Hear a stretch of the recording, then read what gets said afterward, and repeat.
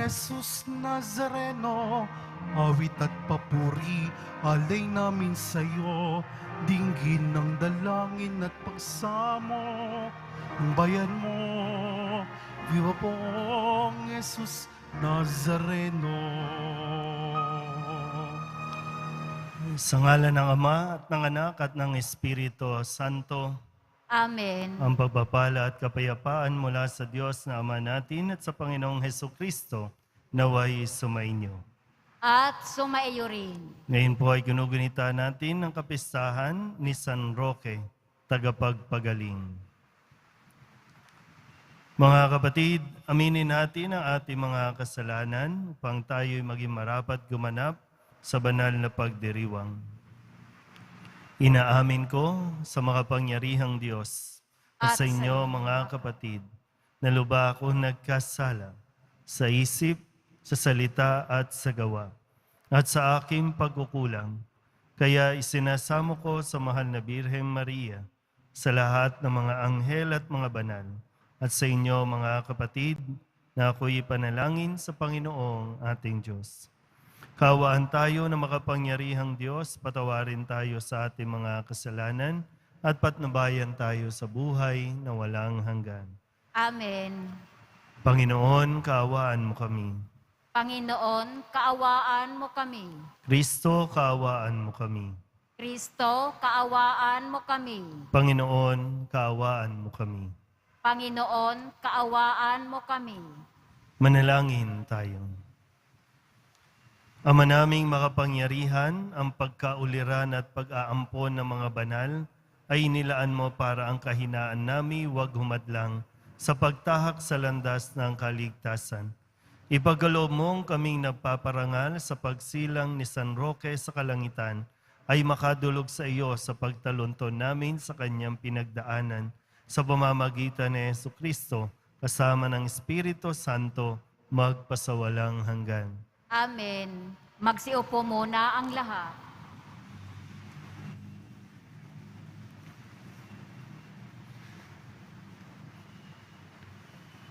Pagbasa mula sa aklat ni Propeta Ezekiel.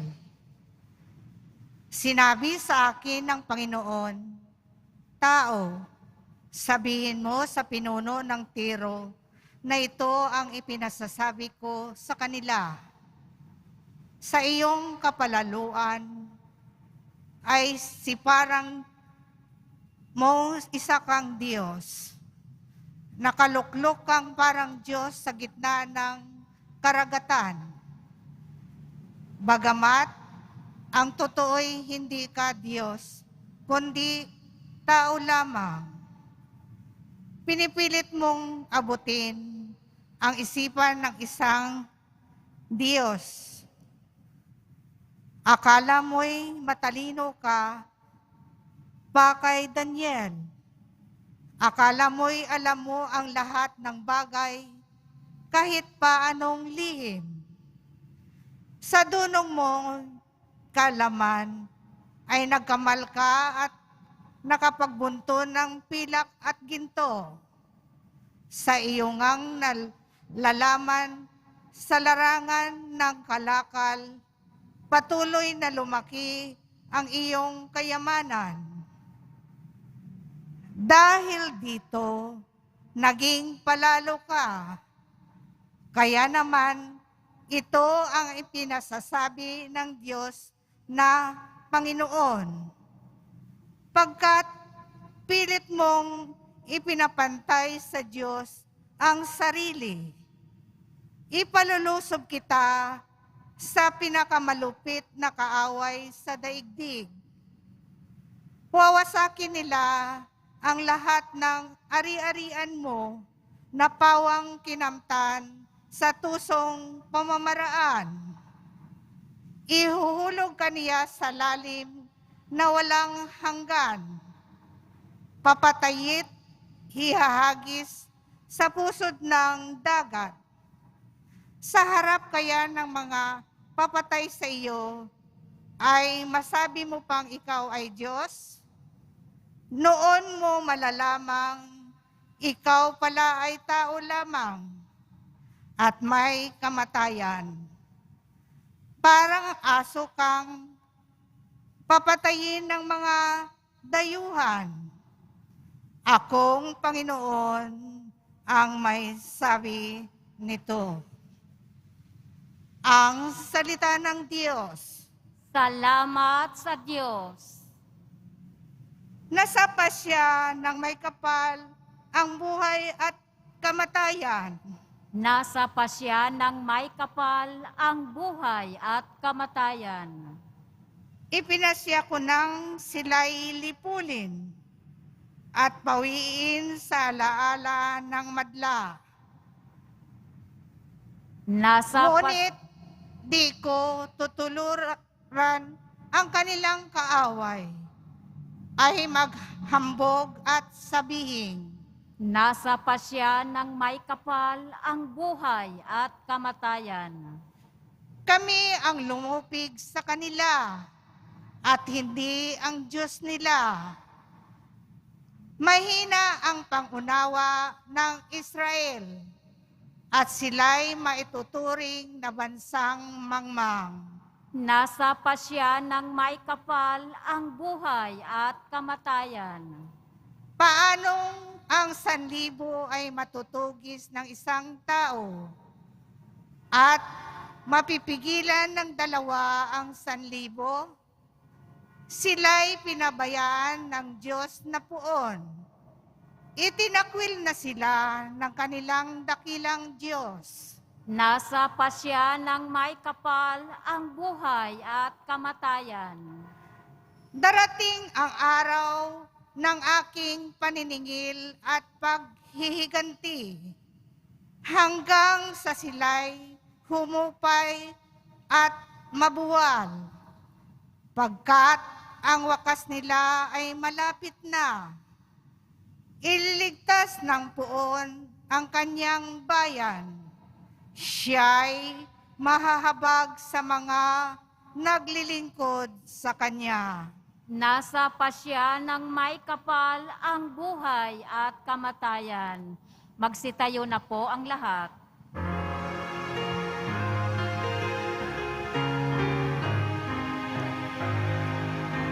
Oh, hallelujah. Oh, hallelujah. Oh, hallelujah. Oh, hallelujah.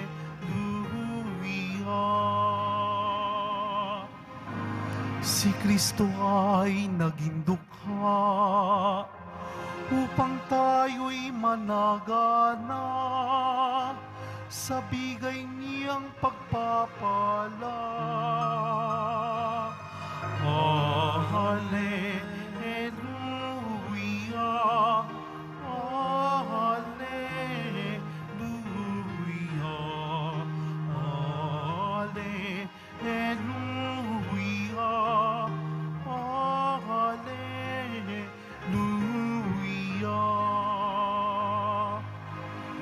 Sumainyo ang Panginoon. At sumaiyo rin. Ang mabuting balita ng Panginoon ayon kay San Mateo. Papuri sa iyo, Panginoon. Noong panahong iyon, sinabi ni Jesus sa kanyang mga alagad, "Sinasabi ko sa inyo, napakahirap mapabilang ang mayayaman sa mga pinaghaharian ng Diyos.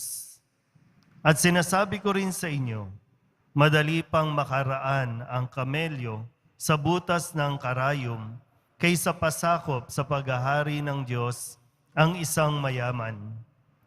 Nagtaka ang mga alagad nang marinig ito, kaya't naitanong nila, "Kung gayon, sino po ang maliligtas?" Tinitigan sila ni Jesus at sinabi, "Hindi ito magagawa ng tao, ngunit magagawa ng Diyos ang lahat ng bagay." At nagsalita si Pedro, "Tingnan po ninyo, iniwan namin ang lahat at kami sumunod sa inyo. Ano po naman ang para sa amin?" Sinabi sa kanila ni Jesus, "Tandaan ninyo ito, kapag nakaluklok na ang anak ng tao sa kanyang maringal na trono sa bagong daigdig. Kayong sumunod sa akin ay luluklok din sa 12 trono upang hukuman ang 12 lipi ng Israel.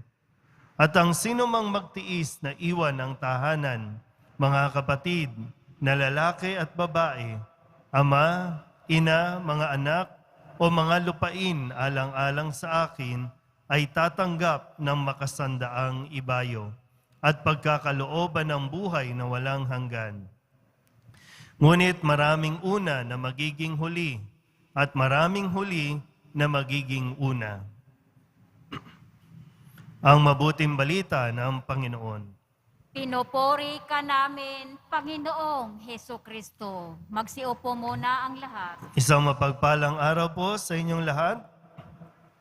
Maligayang pagdiriwang ng kapistahan ni San Roque, no, na kung saan ay naging takbuhan natin, no, dito sa Quiapo Church sa loob ng pandemya, panahon ng pandemya ay araw-araw tayong nananalangin o nanalangin sa Kanya para sa kaligtasan laban sa pandemyang ito.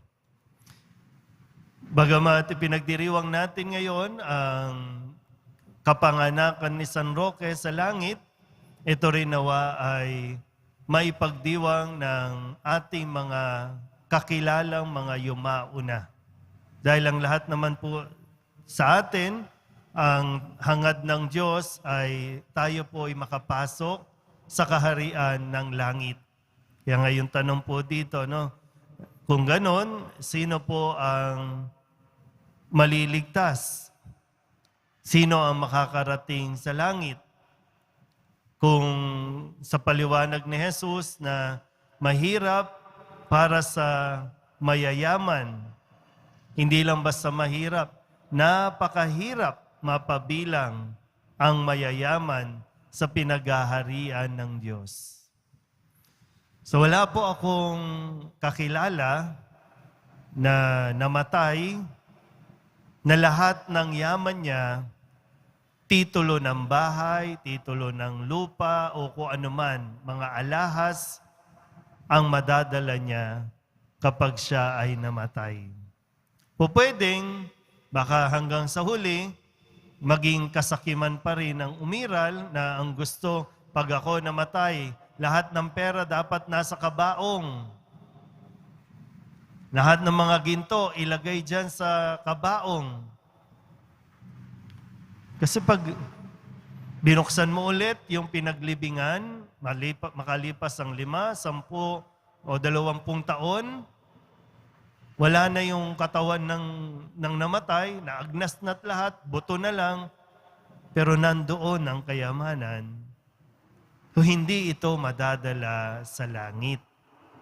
Bagamat hindi po sinasabing masama ang magpayaman o bawal ang magpayaman, dahil kung bawal ang yumaman, edi wag na tayo magdasal sa Nazareno na biyayaan tayo, na gantimpalaan tayo, na umasenso tayo. Bakit ba sinabing napakahirap para sa mayayaman ang pumasok sa kaharian? Ibig ba sabihin na mahihirap, pasok agad, automatic? Hindi naman. Kasi kahit ang mahirap, baka mayaman sa sama ng loob, mayaman sa galit, mayaman sa kasalanan. So ito yung mga yaman natin na itinuturing natin na para sa Diyos, hindi yan kailangan. At hindi yan ang magiging susi sa ating pagpasok sa pinto ng langit. Bakit ba nagiging mahirap para sa mayaman ang makapasok sa langit? Naalala niyo pa ba? No? Dati, nung simple lang ang buhay, o sabihin na natin mahirap lang, halos araw-araw nakakapagsimba, nakakapagdasal. Nung wala ngang trabaho, halos araw-araw dumadaan ng Quiapo. Pero nung nagkatrabaho, bihira na lang makabalik o makapagsimba. Yumaman, nagbago ang lifestyle. Na kahit na dati, pag Sunday, nandito ka, pero dahil mayaman na, marami ka nang ganap sa buhay. At ang lalong nabahala, habang yumayaman tayo, yumayabang tayo. Pag sinabing yumayabang, sumasama ang ugali. Sana po hindi tayo yung habang yumayaman, nagiging madamot. Kasi nung mahirap, totoo na wala. Pag sinabi mong wala, totoong wala. Pero nung yumaman, natuto rin magsinungaling para makapagdamot. At kapag mayaman, nag-aastang Diyos. Nag-aastang Panginoon. Pwedeng bilhin, pwedeng ipagawa, kung anong gusto mong ipagawa sa tao, kapalit ng halaga. Kaya nga, di ba, sabi sa unang pagbasa sa aklat ni Propeta Ezekiel, pinapaalala ng Panginoon, tao ka lang, hindi ka Diyos, tao ka lang. Sana po, no? Napagnilayan natin, no? Hindi ibig sabihin, hindi na tayo magsusumikap, hindi tayo magpupundar, hindi tayo mag-iipon. Kundi, sana po habang binibiyayaan tayo ng Diyos, mas makita natin na hindi ito atin para sarilinin. Ibinigay ito para mas maging mabuti tayong tao sa pamamagitan ng pagtulong at pagbabahagi ng mga biyayang ibinibigay ng Diyos. Nang sa ganon, talagang mapagharian tayo at makapasok tayo sa langit katulad ni San Roque. Amen. Magsitayo po ang lahat.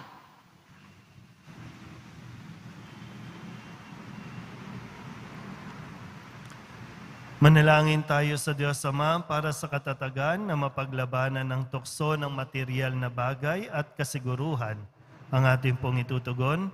Panginoon, tulungan mo kaming ituon ang aming mga puso sa iyong kaharian. Panginoon, tulungan mo kaming ituon ang aming mga puso sa iyong kaharian. Ang simbahan, naway magbigay saksi sa halaga na makalangit sa nakaharian. Manalangin tayo. Panginoon, tulungan mo kaming ituon ang aming mga puso sa iyong kaharian. Ang maunlad na bansa, naway magbahagi ng kanilang likas na yaman sa mga mahihirap na bansa at huwag silang pagsamantalahan. Manalangin tayo. Panginoon, tulungan mo kaming ituon ang aming mga puso sa iyong kaharian.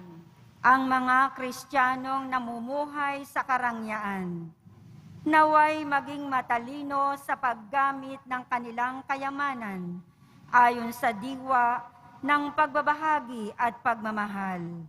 Manalangin tayo. Panginoon, tulungan mo kaming ituon ang aming mga puso sa iyong kaharian. Sa mga matatanda, dukha at may sakit, naway maipakita natin ang ating pagkalinga at habag. Manalangin tayo. Panginoon, tulungan mo kaming ituon ang aming mga puso sa iyong kaharian. Ang mga yumao, naway makibahagi sa kayamanan ng kaharian ng Diyos. Manalangin tayo. Panginoon, tulungan mo kaming ituon ang aming mga puso sa iyong kaharian. Idulog din natin sa Panginoon ang ating mga personal na kahilingan at mga panalangin para sa ating mga pamilya. Ganon din ang lahat ng mga misang pasasalamat, espesyal na intensyon at mga kaluluwa na inihiling na ipagdasal sa misang ito.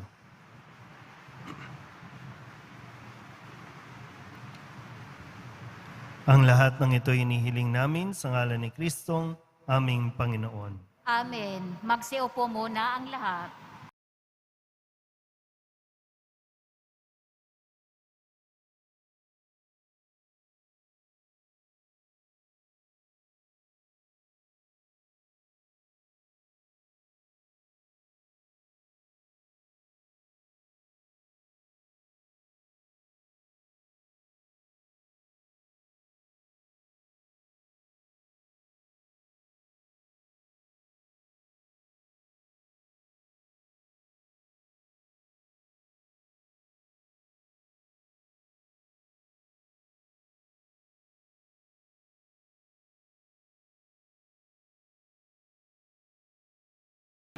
Magsitayo na po ang lahat. Manalangin kayo mga kapatid upang paghahain natin ay kalugdan ng Diyos Amang makapangyarihan. Tanggapin nawa ng Panginoon itong paghahain sa iyong mga kamay, sa kapurihan niya at karangalan, sa ating kapakinabangan at sa buong sambayanan niyang banal. Ama naming lumikha, pakundangan sa paghahaing inihanda, ngayong si San Roque ay ginugunita. Pagkalooban mo kami ng pagpapala ng kapayapaan at kaisahan sa pamamagitan ni Jesucristo kasama ng Espiritu Santo magpasawalang hanggan. Amen. Sumainyo ang Panginoon. At sumaiyo rin. Itaas sa Diyos ang inyong puso at diwa. Itinaas na namin sa Panginoon. Pasalamatan natin ang Panginoong ating Diyos. Marapat na siya ay pasalamatan. Ama naming makapangyarihan, tunay ngang marapat na ikaw ay aming pasalamatan. Ang pagpaparangal sa iyong kabutihay, lagi mong pinaalingaw sa iyong sambayanan. Sa pagkakaroon ng mga kaanib na maaasahan at tapat tulad mo sa pananagutan, upang magbunga ang punyagi ng iyong anak na sa iyong pag-ibig kami makatulad. Ang mga banal na tao'y tumutulong sa lahat sa pagbibigay halimbawa at pananalangin wagas. Kaya kaysa ng mga anghel na nagsisiawit ng papuri sa iyo, nang walang humpay sa kalangitan, kami nagbubunyi sa iyong kadakilaan. Santo, Santo, Santo, Panginoong Diyos ng mga hukbo, napupuno ang langit at lupa ng kadakilaan mo. Usana sa kaitaasan, pinagpala ang naparirito sa ngalan ng Panginoon. Usana sa kaitaasan, magsiluhod po ang lahat. Ama naming banal, ikaw ang bukal ng tanang kabanalan. Kaya't sa pamamagitan ng iyong Espiritu, gawin mong banal ang kaloob na ito upang para sa aming maging katawan at dugo ng aming Panginoong Hesukristo. Bago niya pinagtiis ang kusang loob na maging handog, hinawakan niya ang tinapay, pinasalamatan kaniya, pinaghati-hati niya iyon, iniabot sa kanyang mga alagad at sinabi, tanggapin ninyong lahat ito at kanin, ito ang aking katawan na ihahandog para sa inyo.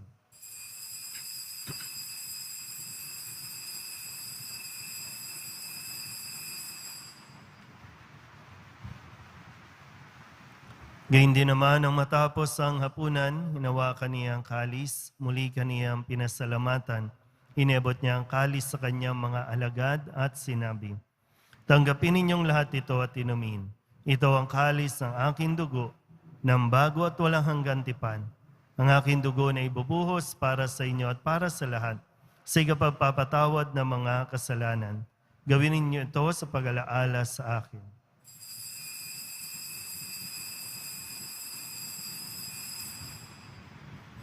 Magsitayo na po ang lahat. Ipagbunyi natin ang misteryo ng pananampalataya. Si Kristo'y namatay, si Kristo'y nabuhay, si Kristo'y babalik sa wakas ng panahon. Ama, ginagawa namin ngayon ang pag-alaala sa pagkamatay at muling pagkabuhay ng iyong anak, kaya tiniaalay namin sa iyo ang tinapay na nagbibigay buhay at ang kalis na nagkakaloob ng kaligtasan. Kami napapasalamat dahil kami iyong minarapat na tumayo sa harap mo para maglingkod sa iyo. Isinasamo namin kami magsasalo-salo sa katawan at dugo ni Kristo ay mabuklod sa pagkakaisa sa pamamagitan ng Espiritu Santo. Ama, lingapin mo ang iyong simbahang laganap sa buong daigdig. Puspusin mo kami sa pag-ibig kaysa ni Francisco na aming Papa at ni Jose na aming Obispo at ng Tanang Kaparian. Alalahanin mo rin ang mga kapatid naming nahimlay na may pag-asang sila'y muling mabubuhay, gayon din ang lahat ng mga pumanaw. Kawaan mo sila at patuloyin sa iyong kaliwanagan. Kawaan mo at pagindapating kaming lahat na makasalo sa iyong buhay na walang wakas. Kaysa ng mahal na Birhen Maria na Ina ng Diyos, ng kabiyak ng puso niyang sa San Jose. Kaysa ng mga apostol at ng lahat ng mga banal na namuhay dito sa daigdig ng kalugod-lugod sa iyo, may pagdiwang nawa namin ang papupuri sa kararangal mo sa pamamagitan ng iyong anak na aming Panginoong Hesukristo. Sa pamamagitan ni Kristo, kasama niya at sa Kanya, ang lahat ng parangal at papuri ay sa iyo, Diyos amang makapangyarihan, kasama ng Espiritu Santo, magpasawalang hanggan. Amen. Amen. Amen.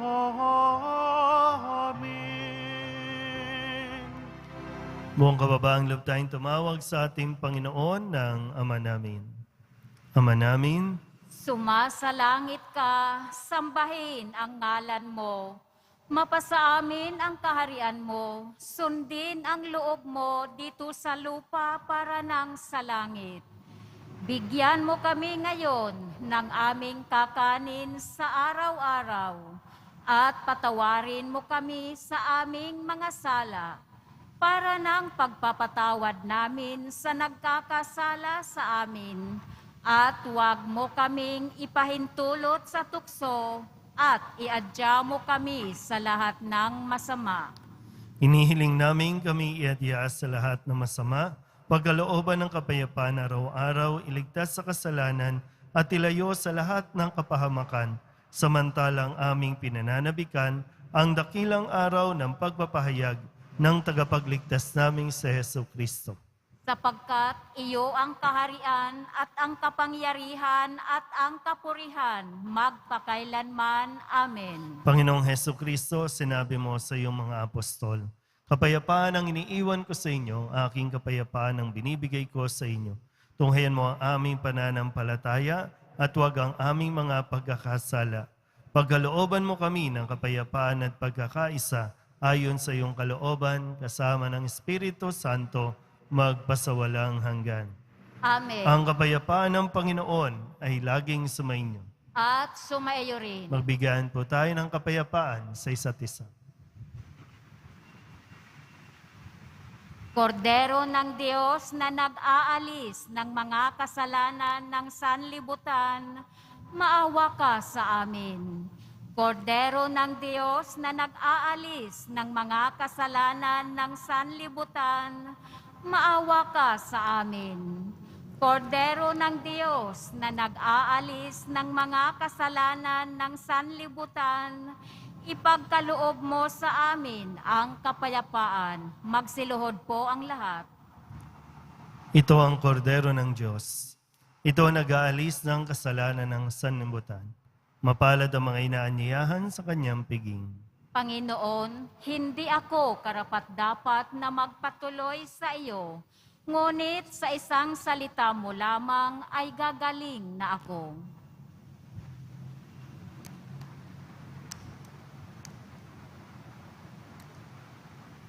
Katawan ni Kristo, Amen.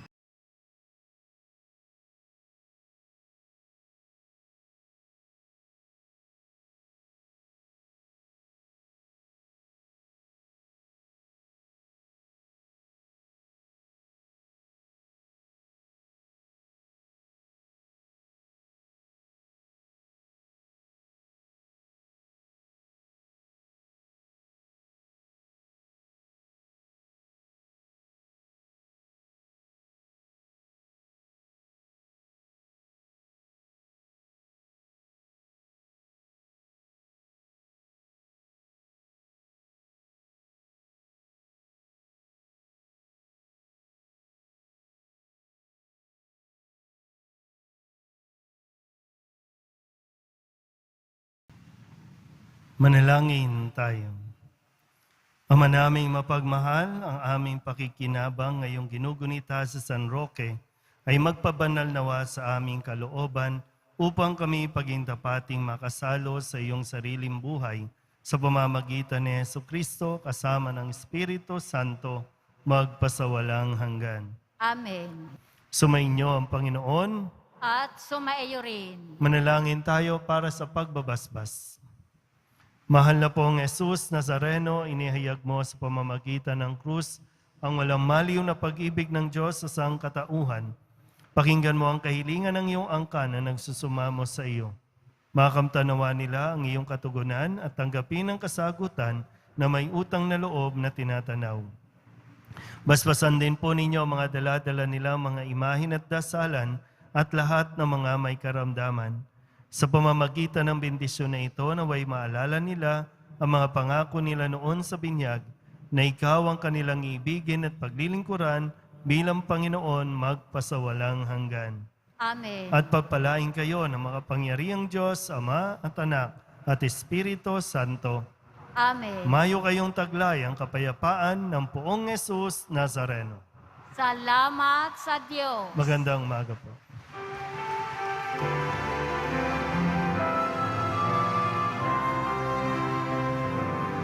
Nuestro Padre Jesus Nazareno, sinasamba ka namin,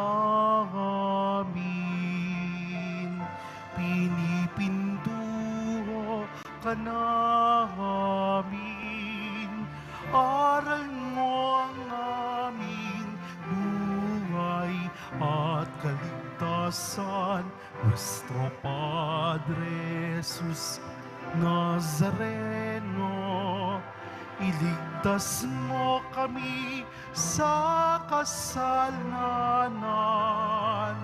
Ang krus mong kinamatayan ay sagisag ng aming kaligtasan. Nuestro Padre Jesus Nazareno, dinarangal ka namin. Nuestro Padre Jesus Nazareno, nilulwalhati ka namin. Nuestro Padre Jesus Nazareno, dinarangal ka namin.